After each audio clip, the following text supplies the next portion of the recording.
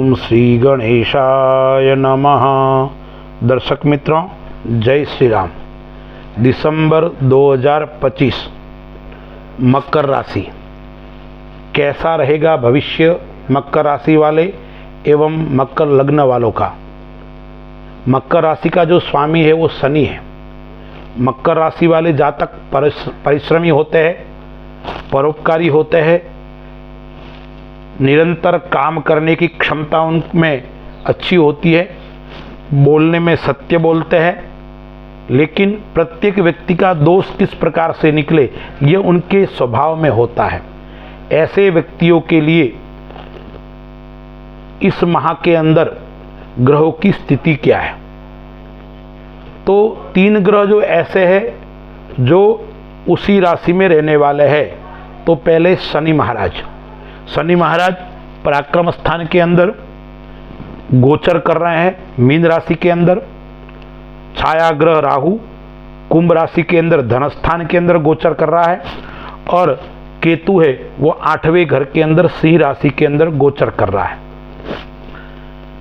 11वें घर के अंदर सूर्य भी है, वृश्चिक राशि के अंदर मंगल भी है और शुक्र भी है। यह तीनों ग्रह परिवर्तित हो रहे हैं। जो मंगल है वो 7 तारीख को 12वें घर के अंदर आ जाएगा धनु राशि के अंदर, सूर्य है वो 16 तारीख को आ जाएगा, और शुक्र है वो 20 तारीख को आ जाएगा और अस्त होगा।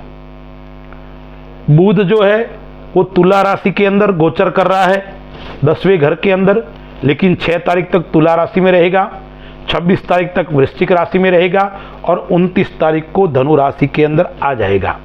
देखिए, इस माह के अंदर 3 योग बन रहे हैं। बुधादित्य योग यानी बुध सूर्य की युति, मंगल आदित्य यानी मंगल सूर्य की युति, और शुक्र आदित्य यानी शुक्र और सूर्य की युति बनने वाली है। ऐसे ऐसे 3 महायोग बन रहे हैं। देवगुरु जो बृहस्पति है वो 7वें घर के अंदर उच्च का होकर गोचर कर रहा है, लेकिन वो केवल 5 दिन तक ही वहीं रहेगा। उसके बाद में 6ठे घर के अंदर मिथुन राशि में वक्री अवस्था में रहेगा। यह ग्रहों की स्थिति है। तो मकर राशि वालों के लिए क्या क्या लाभ होने वाला है, मैं एक तारीखें आपको कुछ बता रहा हूं, चाहे तो आप यह तारीख नोट कर सकते हैं। इन तारीखों में आपको अपना स्वयं का ध्यान रखना पड़ेगा, वाणी के ऊपर आपको संयम बरतना पड़ेगा, या अपनी वाणी से स्वयं को नुकसान हो सकता है। अपने वचनों से दूसरे को ठेस पहुंच सकती है, उसके कारण संबंध आपके बिगड़ सकते हैं। तो वो कौन सी तारीख है? 3, 10, 11, 21, 22, 29 एवं 30 तारीख यह मकर राशि वालों के लिए खराब रहेगी, कष्टदायक रहेगी। अब हम विचार करते हैं व्यापार के दृष्टि से। तो मकर राशि वालों के लिए व्यापार कैसा रहेगा।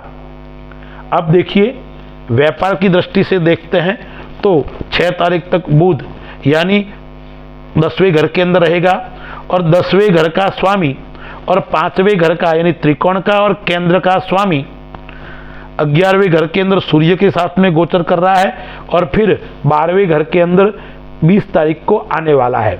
तो यह बुध जो है 10वें घर के अंदर है, तो 10वें घर के अंदर शुक्र के घर के अंदर बुध है, तो वो आपको लाभ देकर जाने वाला है, लेकिन केवल 6 तारीख तक रहने वाला है। तो 6 तारीख तक तो लाभ देगा। अब 10वें का मालिक आय स्थान के अंदर बैठा हुआ है, तो वो भी आपको लाभ देगा, अच्छे अच्छे स्थानों में निवेश करवाएगा, अच्छे अच्छे कार्यों में आपको लाभ देगा, यानी रचनात्मक कार्य करवाएगा। यदि आप नए प्रोजेक्ट का काम करना चाहते हो, नए क्षेत्र में काम करना चाहते हो, तो भी आपको कहीं न कहीं यह लाभ देकर जाएगा, यानी उपलब्धि अच्छी प्राप्त होने वाली है। आप जिस क्षेत्र के अंदर काम करोगे उसके अंदर आपको उपलब्धि प्राप्त होगी, आपको मान और सम्मान की उस क्षेत्र के अंदर प्राप्ति होगी। अब देखिए, आप यदि अच्छे लेखक हैं, अच्छे रिसर्च है, अच्छे कवि है, या अच्छे रचनात्मक कार्य करने वाले व्यक्ति है, ऐसे व्यक्तियों के लिए यह समय अच्छा रहेगा, और आपकी मान और प्रतिष्ठा बढ़ेगी, और आपको अपने क्षेत्र के अंदर पहचान मिलेगी। नई एक ऊंचाई को आप प्राप्त करोगे, नई उपलब्धि को प्राप्त करोगे, और लोग आपकी बात को मानेंगे बेसी। सही, आपके लोग बात मानेंगे, आपका अनुसरण करेंगे, इसलिए व्यापार की दृष्टि से सब ये अच्छा है। लेकिन यदि आप लोह का काम करते हो, सोने का काम करते हो, चांदी का काम करते हो, यानी धातु संबंधी काम करते हो, तो जरूर आपको इस माह के अंदर समस्याओं का सामना करना पड़ेगा। उठा पटक आपको देखने को मिलेगी। उसके कारण आप मानसिक तनाव के अंदर कौन रहेंगे? सुनार है या धातु का जो भी काम करते हैं, मशीनरी का काम करते हैं, लोल का काम करते हैं, ऐसे लोगों के लिए मानसिक तनाव भी रहेगा और काम के अंदर उतार चढ़ाव देखने को मिलेगा। लेकिन आपकी इच्छा शक्ति अच्छी रहेगी, इसलिए आप हार नहीं मानोगे, आप पीछे नहीं हटोगे, निरंतर आप संघर्ष करोगे, आप समस्याओं के सामने खड़े डटके खड़े रहोगे। और मैं कहता हूं, जो समस्याओं के सामने खड़ा रहता है उनकी विजय निश्चित है, क्योंकि समस्याओं से घबराने की आवश्यकता नहीं है, समस्याओं से डटकर मुकाबला करने की आवश्यकता है। तो मकर राशि वालों को समस्याओं का सामना सभी क्षेत्र के अंदर नहीं, केवल धातु खनिज संबंधी जो काम करते हैं उनके लिए यह रहेगा।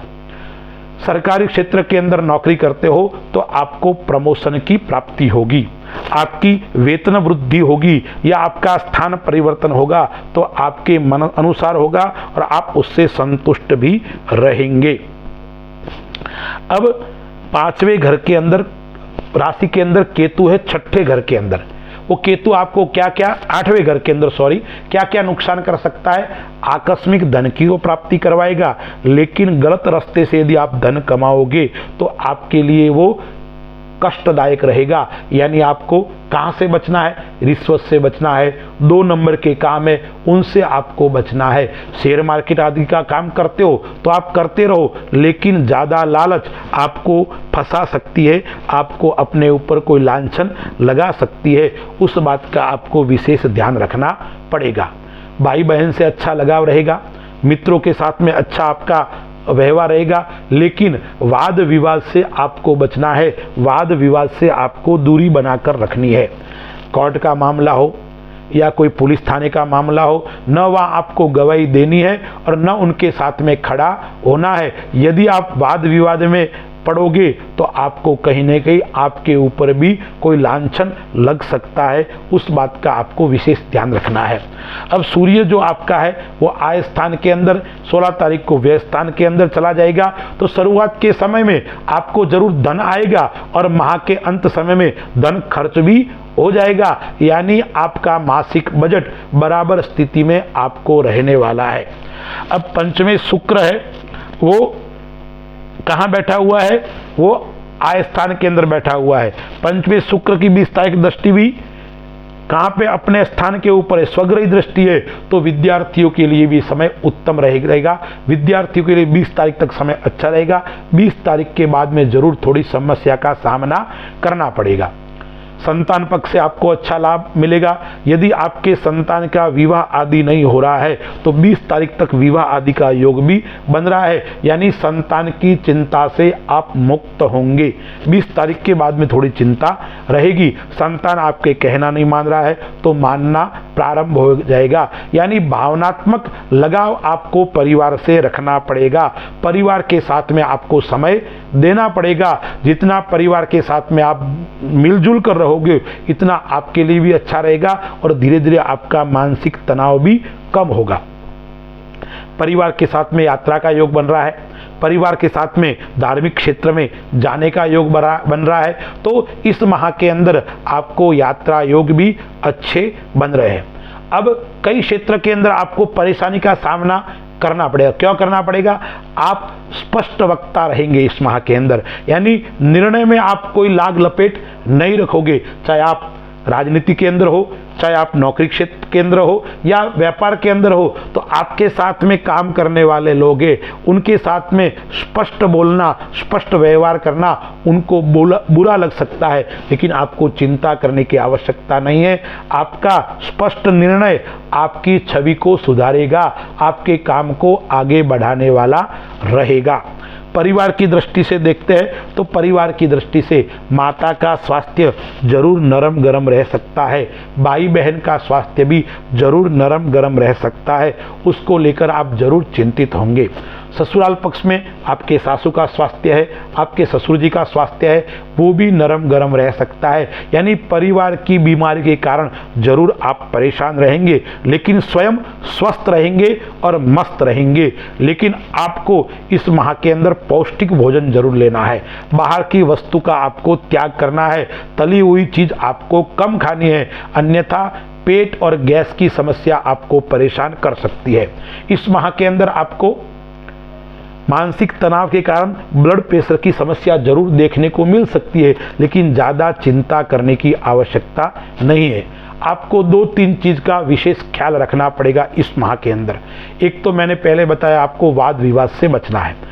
दूसरा आपको मैं बता रहा हूँ, लेन देन से आपको बचना है, न किसी को उधार पैसा देना है, न किसी से ज़्यादा उधार लेना है, क्योंकि उधार दोगे तो भी रिश्ता खराब होगे, उधार लोगे तो समय पे आप चुका नहीं पाओगे तो भी आपका रिश्ता खराब हो सकता है। और उसमें भी विशेष करके परिवार वालों के साथ में तो आपको धन का आदान प्रदान नहीं करना है, उस बात का विशेष ध्यान रखना है।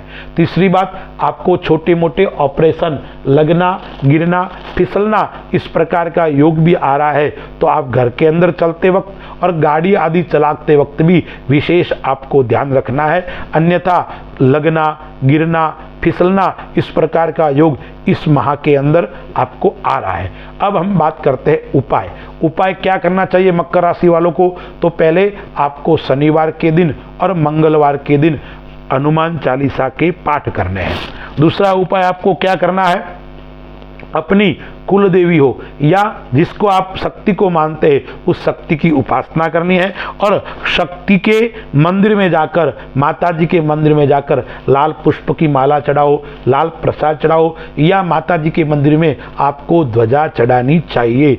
और आपको शनिवार का व्रत करना है और शनिवार के दिन एक समय भोजन करना है, वो भी कम करना है, दिन को करना है, सायंकालीन वेला में आपको भोजन नहीं करना है। शाम के समय पीपल के वृक्ष में जाकर आपको तेल का दीपक करना है और 7 परिक्रमा करनी है। यह करोगे तो आपकी सभी समस्याएं समाप्त हो जाएगी और दिसंबर माह के अंदर आपके इस माह के अंदर कई प्रकार के लाभ देकर यह समय आपको जाएगा। अस्तु, जय श्री राम।